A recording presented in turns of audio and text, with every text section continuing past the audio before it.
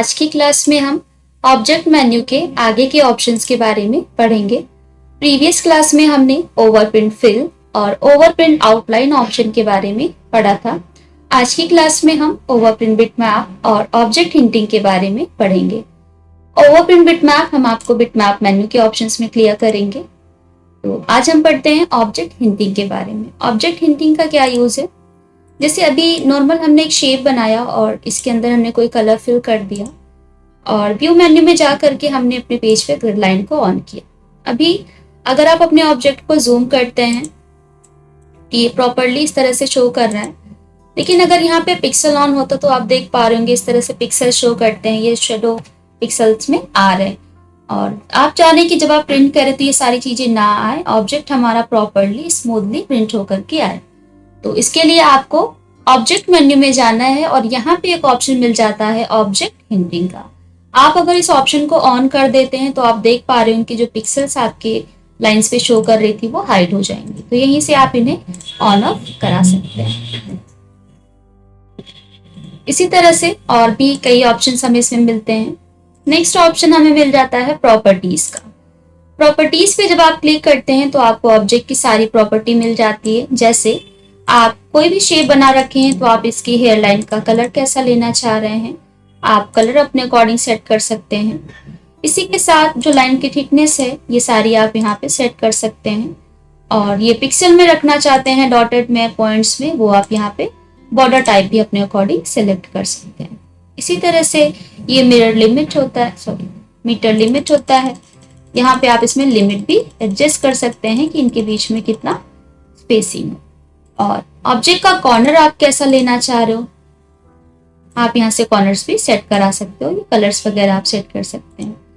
और अगर आपने कोई नॉर्मल एरो बना रखा है लाइन शेप तो उसमें आप एरो अप्लाई कर सकते हैं।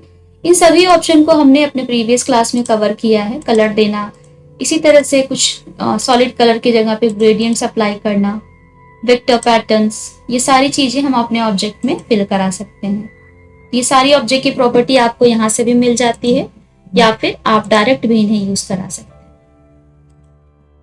नेक्स्ट अगर हम ऑब्जेक्ट पे क्लिक करें तो यहाँ पे ऑब्जेक्ट की इंफॉर्मेशन आता है, आपके पास पेज कितनी है और कितने ऑब्जेक्ट आपने बना रखे हैं और आपके ऑब्जेक्ट का पूरा नाम यहाँ पे शो कर रहा है। जैसे मैं एक और रेक्टेंगल ड्रॉ करती हूँ, इस तरह से नाम शो होता जा रहा है। वो यहाँ पे सारी डिटेल हमें शो कर रही है कि आपके ऑब्जेक्ट का कलर, साइज और क्या क्या आपने बना रखे हैं। तो आप इन्हें यहाँ से हाइड एंड शो भी करा सकते हैं। तो ये थे हमारे ऑब्जेक्ट मेन्यू के ऑप्शंस। नेक्स्ट आते हैं हम लोग इफेक्ट मेन्यू में। इफेक्ट मेन्यू का क्या यूज होता है? इसमें बिटमैप में डिफरेंट इफेक्ट अप्लाई करने के लिए हमें ऑप्शंस मिल जाते हैं। तो आइए देखते हैं हम किस तरह से इनके यूज करते हैं। तो इसके लिए हमें अपने पेज पे एक इमेज इंसर्ट करा लेना है। आपको अपने कीबोर्ड से Ctrl+I प्रेस करना है और जहां पे भी इमेज आपने ऐड कर रखा है आपको इमेज को इंसर्ट करा लेना है। इस तरह से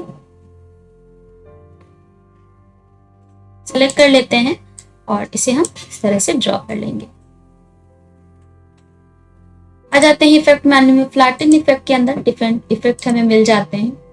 सबसे पहला ऑप्शन हम यहाँ पे देखेंगे 3D इफेक्ट के बारे में। यानी अगर आपने जो भी पिक्चर ले रखा है, जो भी ऑब्जेक्ट आपने इंसर्ट करा रखा है उसको 3D इफेक्ट देना चाह रहे हैं, 3D रोटेट करना चाह रहे हैं, तो इसके लिए आप इन ऑप्शंस का यूज कर सकते हैं। पहला हम 3D रोटेट पे क्लिक कर रहे हैं तो आप देख पा रहे होंगे इसका एक इस तरह से डायलॉग बॉक्स हमें यहाँ पे शो हो रहा है। अब इसकी डेप्थ आप यहाँ से एडजस्ट कर सकते हैं। आप वर्टिकली कितना लेना चाह रहे हैं आप और हॉरिजॉन्टली कितना लेना चाह रहे हैं ये आप यहाँ पे सेट कर देते हैं। देखिए आपको प्रीव्यू भी सामने शो हो रहा होगा। ओके करेंगे और इस तरह से ये आपके पिक्चर पे अप्लाई होकर के आ जाएंगे। इसी तरह से दूसरा इफेक्ट हमें मिल जाता है सिलेंडर इफेक्ट। इस तरह से थोड़ा सा इसको राउंड शेप सिलेंडर इफेक्ट हमें देना है तो इस तरह से हम दे सकते हैं। वर्टिकली देना है या हॉरिजॉन्टल देना है वो आप यहाँ पे सेट कर सकते हैं। अब जैसे हमने यहाँ पे एक शेप बनाया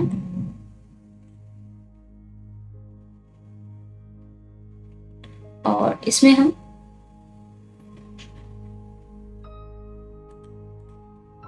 कलर ले लेते हैं कोई भी और इनमें अगर आप इन इफेक्ट्स को यूज करना चाह रहे हैं तो आप इनमें भी कर सकते हैं। थोड़ा सा हम इसमें कुछ पैटर्न या वेक्टर हम इस पे फिल कर लेते हैं। स्मार्ट फिल पे जाते हैं और यहाँ पे हम एक पैटर्न अप्लाई कर ले रहे हैं, कोई भी इस तरह से।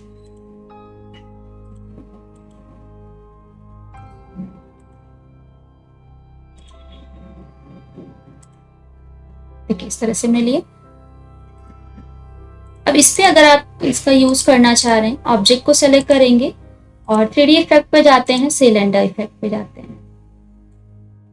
देखिए इसमें आपको प्रीव्यू दिख रहा होगा, आप कितना इसको सिलेंडर इफेक्ट देना चाह रहे हो, हॉरिजॉन्टल, वर्टिकली, आप यहाँ पे इन चीजों को यहाँ से एडजस्ट कर सकते हैं। नेक्स्ट ऑब्जेक्ट में ही आते हैं, सॉरी इफेक्ट में दूसरा ऑप्शन आता है इम्बॉस। इस तरह से इम्बॉस इफेक्ट, इसमें depth, 3D effect, level, rotation. इसी तरह से आप इनका कलर चेंज करना चाहें बैकग्राउंड को तो कलर भी चेंज कर सकते हैं। ब्लैक रखना है आपको, ग्रे रखना है, या ओरिजिनल कलर आप यूज करना चाह रहे हैं। इसी में एक और इफेक्ट हमें मिल जाता है पेज कर्ल का।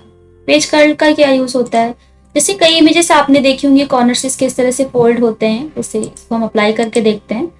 पेज कर्ल पे जाएंगे तो यहाँ पे ये चारों साइड से अगर आप देना चाह रहे हैं, जैसे अभी आप देखिए प्रीव्यू हमें शो कर रहा है, अगर आप चारों तरफ से देना चाह रहे हैं तो आप चारों तरफ से भी यहाँ पे सेट कर सकते हैं। जैसे आप लेफ्ट से चाह रहे हैं या राइट से चाह रहे हैं तो आप इस तरह से कर सकते हैं, लेकिन ये वन टाइम में आपको एक ही साइड में अप्लाई करके देगा।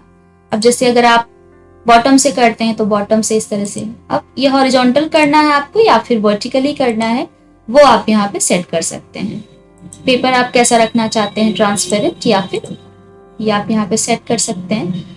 कर्ल का जो कलर आ रहा है वो ग्रे आ रहा है, लेकिन आप इसका कलर अपने अकॉर्डिंग भी सेट करा सकते हो। तो जो भी कलर आपको पेज कर्ल का चाहिए वो आप यहाँ पे अपने अकॉर्डिंग सेट कर सकते हैं।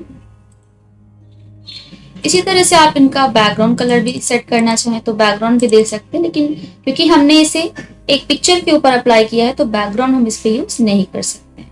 ट्रांसपेरेंट, फिर यहाँ से आप इसकी विड्थ और इसकी हाइट इस तरह से कस्टमाइज कर सकते हैं। तो ये पेज कर्ल का ऑप्शन है, रखना है आप ओके कर दीजिए। देखिए इस तरह से इफेक्ट लग के आ जाएगा। इसी तरह से नेक्स्ट हमें मिल जाता है पिंच और पंच। इस पे जब आप क्लिक करेंगे कुछ इस तरह से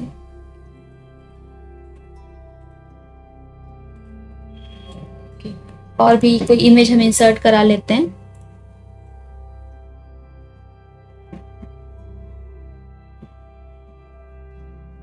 जिस भी फोल्डर में आपने पिक्चर को सेव कर रखा है आप वहां से इसको इंपोर्ट करा लें। इस तरह से हमारे पास एक इमेज है। ऑब्जेक्ट इफेक्ट पे आते हैं और यहाँ से क्लिक कर देते हैं। अब देखिए इस तरह से प्रीव्यू आपको समझ में आ रहा हो।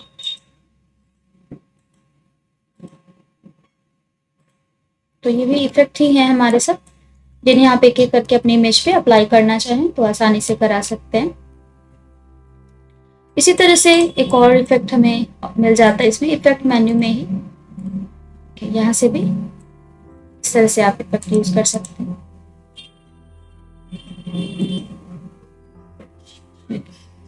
अब जैसे ये शेप हमने बनाया था, इसमें अगर हम इसको अप्लाई करते हैं, इफेक्ट पे ही आ जाते हैं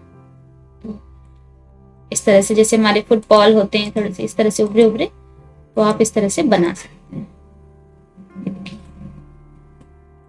या फिर नॉर्मल अगर हम शेप बनाते हैं कोई,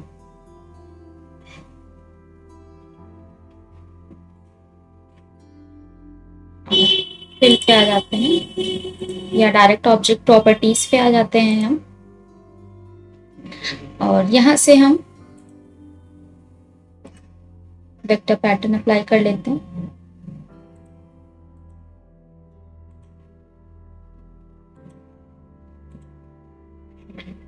इस तरह से। अब इसमें अगर आप इस इफेक्ट को यूज करना चाह रहे हैं तो आप ऑब्जेक्ट को सिलेक्ट करें। ऑब्जेक्ट को सिलेक्ट करने के बाद इफेक्ट मेन्यू में जाएंगे और यहाँ से अब हम स्पेस इफेक्ट को यूज करें इस तरह से।